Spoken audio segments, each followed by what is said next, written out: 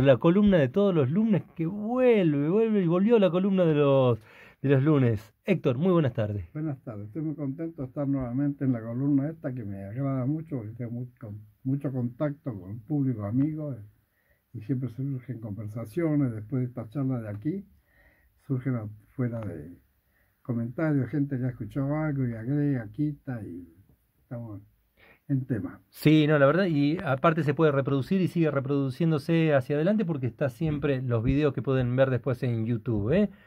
Héctor, yo no quiero meter más palabras de mi lado, sí, avisarle a aquellos y aquellas que están escuchando que si quieren compartir, como siempre, cuando Héctor está comentando o compartiendo sus experiencias aquí, el WhatsApp es 69 31 56. Todo tuyo, Héctor. Bueno, muy bien. Yo quería comentar lo que ocurrió este domingo, es ayer, precisamente ayer. Fue el 100 años, el aniversario número 100 de la Escuela 98 de los Cipreses. Fue un acto muy lindo, muy emotivo, muy bien organizado. Las palabras de la directora me parecieron que fueron excelentes. Todo estuvo perfectamente organizado y lo emotivo fue muy trascendente, ¿verdad? Nos tocó mucho a los que estábamos allí, por cuanto habían muchos exalumnos que vivieron los comienzos muchos años atrás de la escuela, y hubo un acto que tuvo mucho que ver en lo emotivo, que fue que habían guardado unos exalumnos hace 50 años un cofre con sus nombres para que se abriera 50 años después y se, se supiera qué había sido de ellos, dónde estaban, qué había sido en ese transcurso del tiempo. ¿Eso sucedió ayer? Eso sucedió ayer. ¡Qué bueno! Fue un momento muy emocionante, pero no fue a medias, no tanto como digamos a medias, porque cuando se abrió estaba húmedo y no pude leerse la totalidad de los nombres. Algunos pudieron advertirse, poderse leer, pero hubieron muchos que se dejó para otro día porque estaba húmedo el pergamino en el que se había escrito, para que se seque y poderlo interpretar. Eso fue un acto lindísimo. Las palabras de la directora también fueron muy buenas. Y se recordaron muchos acontecimientos. Yo lo que quería agregar, y que me parece que fue un olvido lamentable, no recordarlo a Thomas Harrington, que fue el primer maestro y fue el precursor y que la escuela se instalara allí, porque él era un ex discípulo de Perito Moreno y muy joven anduvo por la Patagonia y por todos lados estudiando la etnia mapuche tehuelche, la lengua, que es uno de los más consultados en el tema del sistema de la lengua mapuche. Y él vio que el peligro que había para nuestro país, porque en cuanto a la soberanía, porque no había una escuela y había mucha invasión extranjera de distintas nacionalidades y estamos en plena frontera. Plena frontera, ahí, Claro. los cipreses. Entonces, como joven con inquietudes, se insistió y se personó al Ministerio, el Consejo de Educación, ante autoridades, para que se instalara una escuela allí. Así que fue el propulsor de la instalación de esa escuela. Y se lo designó el primer maestro. Y allí cultivó todas sus ideas, las propagó y además de eso hizo la escuela también, con la colaboración de los alumnos, pero no tenían nada. Lo mandaron con las manos atrás, en la mano atrás y otra adelante y nada más. ¿Qué va? Y tuvo que rebuscar como pudo. Tremendo. Digamos, cuando uno piensa en los cipreses, cuando pasa que va por algún motivo para aquellos lugares, piensa por ahí al pasar, ¿no? Si uno, qué bueno esto que te detengas por un minuto y cuentes la historia, ¿no? El contenido que hay detrás de... Pero vos sabés que el contenido y eso que sigo atrás, yo puedo contar una vez que hace muchos años, yo era muy chico, te estoy hablando de más de 80 años, que se hizo un viaje de dos familias, la mía y otra familia Humphrey, allá a pasar unos días con el segundo maestro, que era Tránsito Sombra, un joven norteño, no me acuerdo de qué provincia era, muy joven y que tenía una característica que nunca me la olvido, que nadaba en el Río Grande con un perrito seguido por atrás de él. No, mirá. Sí, era un bosque tremendo, era impenetrable como en nuestros chacros impenetrables, ¿viste? Ese recuerdo tenés Yo de tengo Tránsito Sombra era el nombre. Tránsito Que Sombra, el segundo maestro. imposible olvidarse ese No nombre. olvidarse y aparte porque por varias circunstancias era tremenda la vegetación. Yo tengo una idea remota y una anécdota también que se los voy a Me contar. encanta. Una anécdota que, viste que ahora se habla de las mascotas, ¿no? Para nosotros creo que el patagónico de mascotas es otra cosa. ¿Verdad? Que tenías, por ejemplo, un osito, tener cuando eras chico, una chica, una muñeca, cosas así, ¿verdad?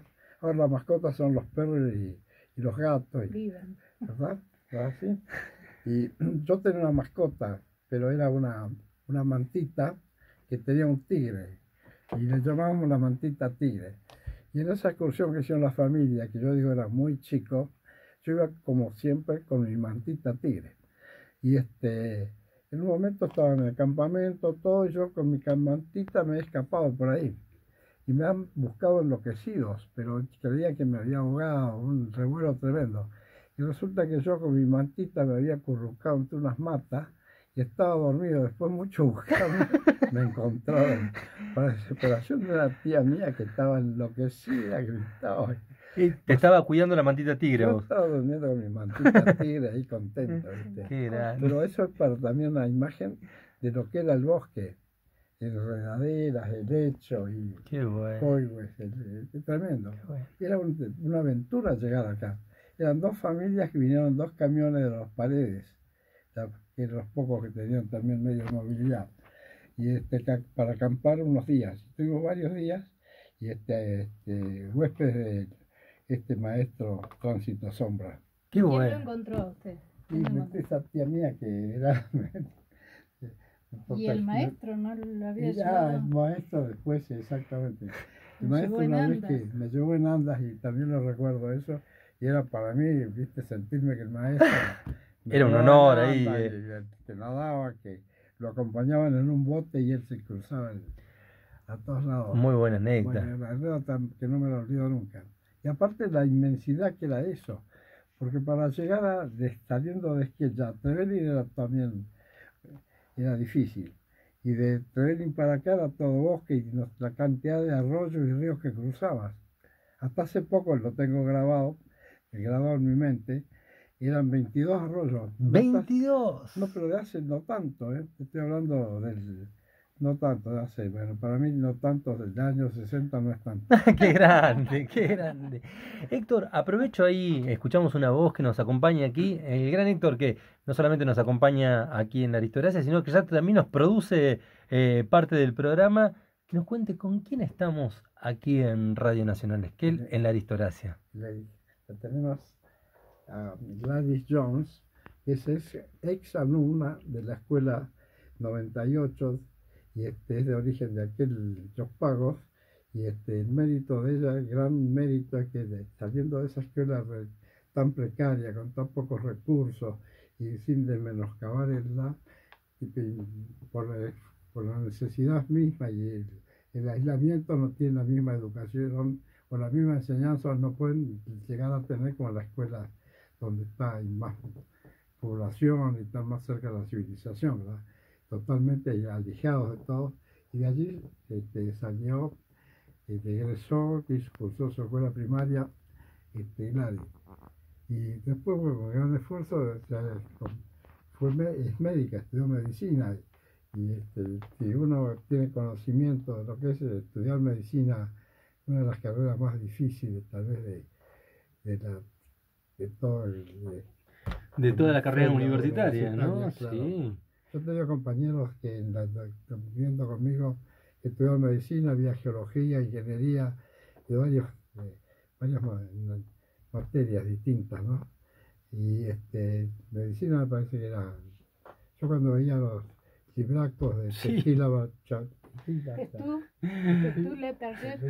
Target, un tremendo libracto, ¿sabes?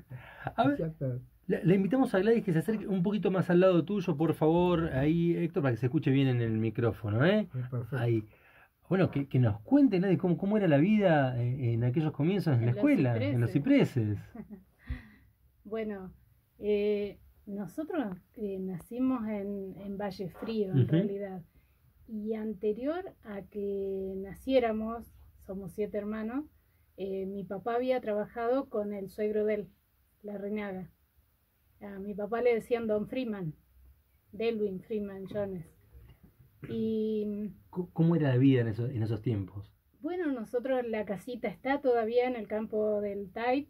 Está la casita que fue emocionante ir a verla porque yo jugaba en una piedra que me parecía enorme y ahora me llega menos que la rodilla. Y era, la casa era de madera y era cocina y habitación. Y las camas estaban arriba de trozos de madera porque en invierno era barro abajo, se hacía agua. Así, barro, literalmente lo que Claro, estás sí, contando. Mirá el era esfuerzo salir de... una cocina y la habitación, y dormíamos todos juntos en esa habitación. Habían, no sé, 3 o 4 camas y era como que dormíamos todos los hermanitos, nos llevábamos un año cada uno, así que todos dormíamos juntos Y hay en veces 2, que 3 camas. cae una helada y se suspenden las clases. Sí. No, eso es increíble. Eso era en Los Cipreses, en Valle Frío. Una vez abrió la puerta mi papá y había nieve, parecía una pared. Pared blanca. Porque, claro, antes nevaba muchísimo. Claro. Entonces después con palas él hacía huellita al galpón a buscar la leña, a la aguada para traer el agua y al corral para ordeñar las vacas. Todo el gusto se llama Valle Frío, ¿viste? Actualmente es frío, pero me ha tocado pasar invierno cerca ahí con arreos y es terrible. Y lo que habrá sido en esos tiempos, ¿no? Que te daba tanto. Y ahí era difícil venir al pueblo porque o venía mi papá de a caballo porque en carro de bueyes tardaba 2 o 3 días entre que venía e iba, venía a Trevelin a lo de Asparren a buscar un pedido, ¿no? Ese camino se hacía. Sí, con carro de bueyes No, era tremendo. eso, me imagino esa subida de Migens, esos lugares. ¿Cuánto tardaban aproximadamente un viaje de esos? Que ahora lo puedes hacer en la tarde. Era, ¿no? 2 o 3 Sí, días. 2 o 3 Sí, días 2 o 3 acampaban ahí antes de llegar a la bajada de Miguel. Ahí que dejaban acampado. Dejaban acampado el carro y a veces los caballos venían con pincheros para llevar cargueros y después llegaban al pueblo, que ahí todavía son unos 2 leguas más. Claro. Y en ese lugar, increíblemente así como éramos de pobre, que mi papá nos hacía unos zapatos de tamango, que sobaba cuero, y nos hacía zapatos de tamango, y mi mamá nos ¿Él hacía los zapatos? Él hacía los Déjame que te zapatos cuente y... una cosa, que permíteme que te cuente. Era un artesano de primera, porque no solamente los zapatos, sino hacía unos capachos, que yo tengo la suerte de tener 2 pares de esos. Es una reliquia, porque era un trabajo increíble. Impresionante. El capacho, viste, el estribo cubierto para Sí. protegerte del bosque, todos los inconvenientes de las enredaderas. Esa protección de la pierna que Claro. va adelante ahí, ¿no? Sí, del pie. Del pie, perdón, quise decir. Pie. Y bueno, hacían maravillas en eso y trabajaba en soga, en todo. Aparte como persona también era una maravilla.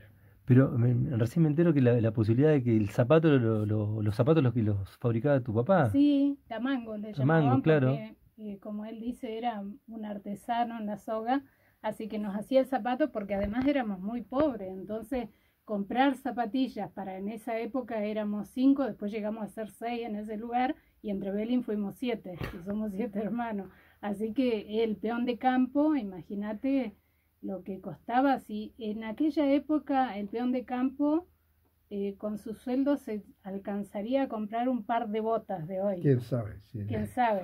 Entonces después se vivía del campo, No, se no. hacía quinta en verano, se ordeñaba las vacas y a pesar de ser tan pobres éramos inmensamente felices. Inmensamente ricos, de otra manera, Yo te visto digo, de otro lugar. a los 6 años fue la primera vez que mi mamá compró una muñeca que era para las 3 mujeres. Una para las 3. Una para las 3 que fue en Trevelin, porque allá en Valle Frío, mis hermanos, Aldwin y Juan, como mi papá sacaba leña también, de los trozos de leña habían hecho un carrito que lo tiraba el perro y nos subíamos arriba y jugábamos de esa manera. Y mi muñeco, el Renato, era un Renato. tronco de ñire. Literalmente, un tronco de Un ñire. tronco de Esa ñire era que la viste que hace mascota, unos nudos. La mascota. Andaba con la mantita tigre. Claro. Nos faltaba eso, porque las mantas las hacían, bueno, hacían quillango y esas cosas con lo que había en el campo. Pero bueno, eso pasó cuando éramos muy chicos y después ya más grandes, mi papá se fue a trabajar al campo de Héctor y que Héctor ni se acordaba de mí. No, era una chiquita. Éramos tantos, Y chiquito, sí. todos chiquitos, yo tenía 7 años más o menos. Ahí me gustaría centrarme, tanto Gladys como vos, Héctor, también, en lo que implica la importancia para el esfuerzo en ese momento de padres y madres, lo que significaba la educación ahí Claro. en las escuelas, ¿no? La educación Por pública y en la supuesto. escuela. ¿Cómo lo vivían tanto vos, Héctor, como vos, Gladys, con tus padres en ese momento? La insistencia de que tenían que estudiar. Ahora también sucede, Claro. pero digo en esos momentos más difíciles que ahora. Yo puedo decirte que Por favor, Héctor, hasta es la tu- escuela primaria, bueno, la pasamos bien porque estábamos en Esquel, cerca de la escuela, había mucha ayuda también, y no éramos tan pobres, ¿viste? Mi papá era artesano y vivíamos modestamente, pero no nos sobraba nada, pero tampoco nos faltaba mucho. Y que tenía un gran apoyo con mi abuela, que había venido de Uruguay, de una familia muy rica, y había dejado todo porque atrás de su esposo, que era un idealista, pero él escribía, pero no aportaba. Pero la abuela, pues no se le cayeron los anillos, como se dice, y ordeñaba vacas, y teníamos mucha leche y nos alimentábamos. Bueno, pero haciendo la más corta, pues así la pasamos bien, modestamente, pero bien. Pero no podíamos estudiar todo. Mi hermano mayor había sido becado justamente por Harrington, que fue que creó las becas para estudiantes que fueran de buena nota, de hogares modestos, y así salieron muchos estudiantes becados. Mi hermano mayor era becado así, y mi hermana acogía a una familia de Buenos Aires. Y mi abuela dijo, Héctor no puede quedarse sin... Le dijo, mi mamá decía, no puede ser, pues no podemos. Bueno, de cualquier manera va a ser. Y mi abuela vendió unos terneros y me llevó ella en persona a Trelew y me dejó allá, me ubicó en una pensión y bueno, me dejó ubicado. Después la infancia, me terminó ahí mi infancia con el día que me dejó mi abuela, te dije acá. ¿Qué edad, terminó, Héctor? ¿eh? ¿Qué edad? 13, 14 años. Hacer el secundario. Hacer el secundario, claro. No había Solo acá ya. en esa No época. había, claro, no había acá Ah. ni en Comodoro, porque venían dicho de Sarmiento, el Colegio Nacional de Trelew recibía chicos también de Río Negro, Ujú. pero del sur, de Santa Cruz y de Comodoro no había. Después con los años yo fui, cuando me recibí fui profesor del Colegio Nacional, íbamos todavía en Comodoro, no había, íbamos a tomar examen a Comodoro. Mientras yo le alcanzo un mate ahí a Gladys, que no es que esté lavado, es un sistema que Claris. parece lavado. Claris, perdón, no está lavado, es un sistema que tiene ahí para que parece. Miraba Pero, eso, algo que sí. brillaba ahí. A mí me gustaría que recordemos entre Sí. ambos, o sea, nosotros estamos acá de espectadores, cómo eran esos tiempos en la escuela de los cipreses, cómo eran los Bueno. maestros, si recordás nombres, Sí, etcétera. sí, porque bueno, después Tata se fue a trabajar con don Garzonio y nosotros nos íbamos caminando de a caballo. La escuela funcionaba desde septiembre a mayo, Claro. no tenía otro periodo lectivo por el frío. Entonces nos íbamos caminando o de a caballo o nos pasaba a buscar chicas que venían de más lejos todavía, de la balsa, porque en esa época La estaba balsa, claro. las chicas de Vidal, Nivia Torres, Torres, la nieta claro. de Don Domingo, nos pasaban a buscar. Entonces, y la escuela era todo para nosotros, porque ahí socializábamos, Muy bien. ahí encontrábamos a nuestros compañeros y además de era hasta tercer grado nada más. Hasta En tercer esa grado. época era hasta tercer grado. ¿Y dónde se continuaba después? ¿Dónde lo continuó usted? ¿Trevelin? Acá en Trevelin, en la claro. escuela 37 de Trevelin. Claro. Y la cuestión es que la escuela para nosotros era lo más. Nosotros nos enseñaron a cantar el himno, nos enseñaron a cantar la marcha Sarmiento. Me acuerdo una maestra, Gladys Jones, ella escribía la marcha en el pizarrón tan rápido que yo decía, capaz que yo llegue a ser maestra alguna vez, porque me encantaba cómo escribía ella. Lo rápido, mientras iba escribiendo, nosotros nos hacían cantar la marcha a Sarmiento. ¿Qué va? Y ahora nos reencontramos con amigos de aquella época, y cuando íbamos entrando con Héctor me decían, bueno, prepárate para reencontrarte con tus compañeros. Le digo, bueno, preséntenmelos, porque no nos vamos a conocer. Y de hecho, estábamos sentados con Héctor y había otra persona sentada al lado, y vinieron a hablar con los exalumnos y dice, bueno, primero vamos a hablar con Karim Kerbaje. Yo, Karim. Sí.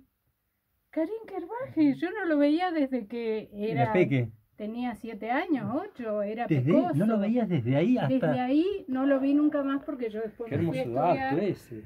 ¿viste? Y entonces le digo, ¿sos Karim? Y él dice, ¿y vos quién sos? Y así. Y yo había encontrado a la hermana de él en la Sociedad Argentina de Cardiología, Soraya Kerbaje, que es una cardióloga muy importante de este país. Ella era la que presentaba un tema, y yo decía, Soraya Kerbaje, ¿será la que iba con nosotros a la escuela? Y sí, era ella. Y bueno, así nos reencontramos con los chicos de Monsalve, con las chicas Roa. Yo digo las chicas, y estamos todos de 60 chicas, para arriba. Son chicas. Recién los primeros 60. Chicos. Los primeros 60. Y fue, la verdad que fue muy, muy emocionante.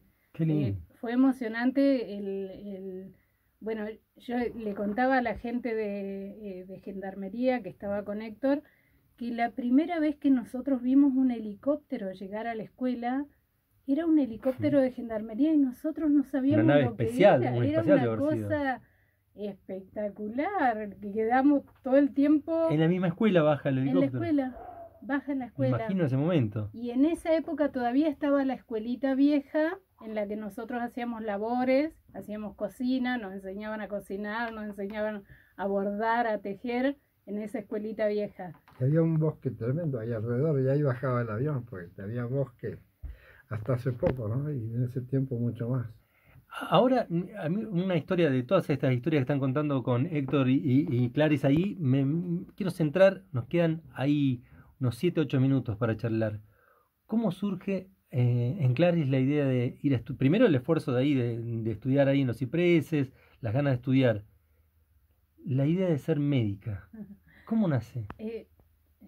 Yo creo que nació cuando iba a la escuela. Yo iba a la escuela nocturna acá en Esquel, y fueron unos chicos a inscribir. Ellos inscribían en La Plata, eran del centro de estudiantes del CUCH, e inscribían en La Plata, y yo les di todos mis papeles y les dije, inscríbanme en medicina. ¿Así? Pero claro, pero yo creo que venía de chica, porque esa primer muñeca que nos regaló mi mamá, yo sin saber mucho de esto, agarraba las agujas de coser de mi mamá, de coser, y le clavaba inyección en la cola, porque alguna vez me habían puesto en el hospital de Trevelin alguna inyección, y le ponía inyecciones porque estaba con fiebre, supuestamente, la muñeca. Ahí estaba la semilla de la médica que iba a estar después. Creo que ahí empezó, ¿no? Y que tiene mucho que ver con esto de que hay gente que en esa época no tenía acceso, y me parecía que era importante eso. Y de hecho, cuando me recibí, estuve en Paso de Indios, después en José de San Martín,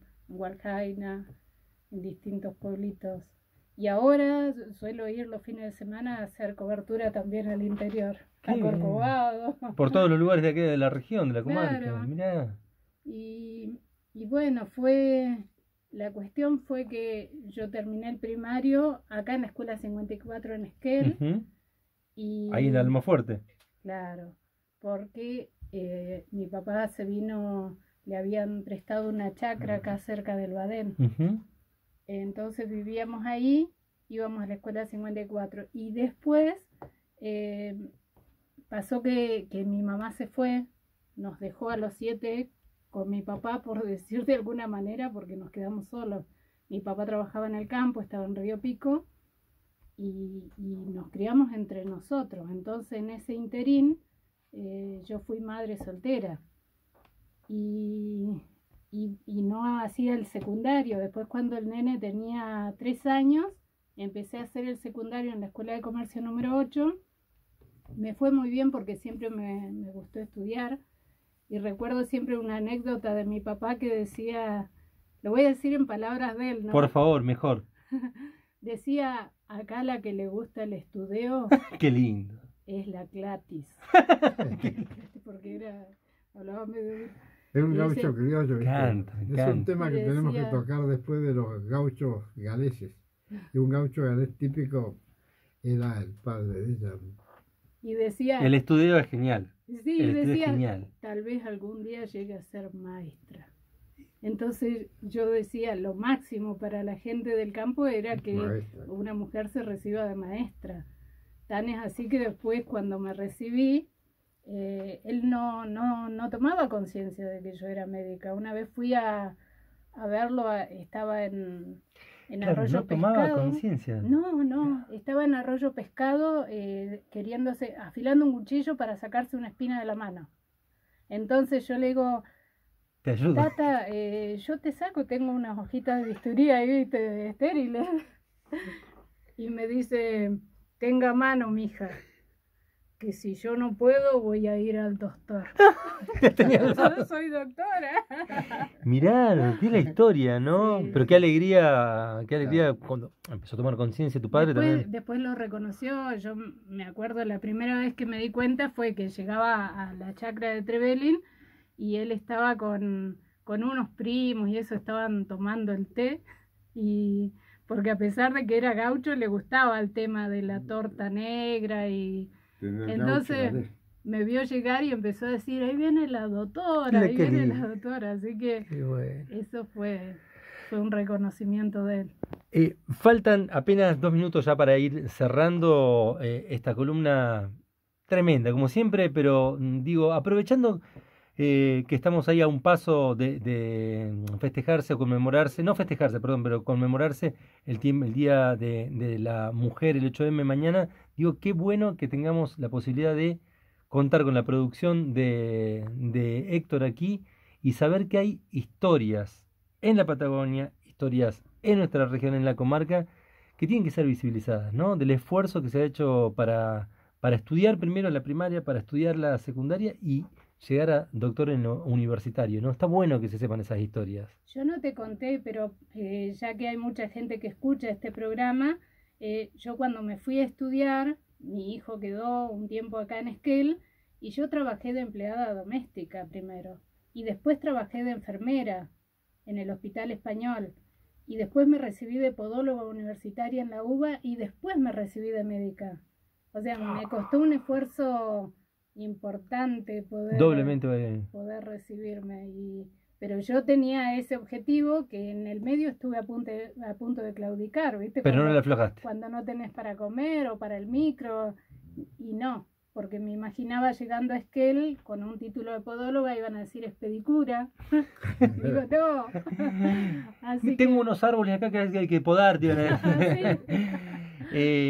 Héctor, para finalizar, agradecidos de tu espacio como siempre, bueno volver aquí a tu lugar los lunes y ni hablar del agradecimiento a Clarisa aquí que estuvo con Yo nosotros. estoy muy contento también y conocía la historia de Gladys, por eso fue que te recomendé que la invitáramos para el programa, porque es extraordinaria lo que ha hecho ella para hacer y lo que sigue haciendo, porque siempre está alrededor de, ayudando al pobre, al que no puede andar, ella ha llegado a caballo a atender gente, porque además es una gran amazona, ¿viste? Forma parte de nuestro equipo de los rifleros. ¿Qué? Sí. Y puede llegar a cualquier lado, si no dice, no tengo auto, no tengo nada, no llega a caballo o en un carro, va, pero... Yo le agradezco a Héctor. No. Muchas gracias y gracias a vos. Buenísimo. Para despedirnos, el libro que regalamos, nos sorteamos hoy, se lo vamos a regalar a un oyente que se comunicó recién cuando estábamos hablando, que es trabajó en el Maitén y nos colaboró mucho con los datos de recién, Rubén Ollarzo, perdón. Si está, sigue escuchando, que nos vamos a poner en contacto para que lo venga a buscar. Muchas gracias, de verdad. Gracias a vos. Nos encontramos mañana en la Aristocracia a partir de las 15.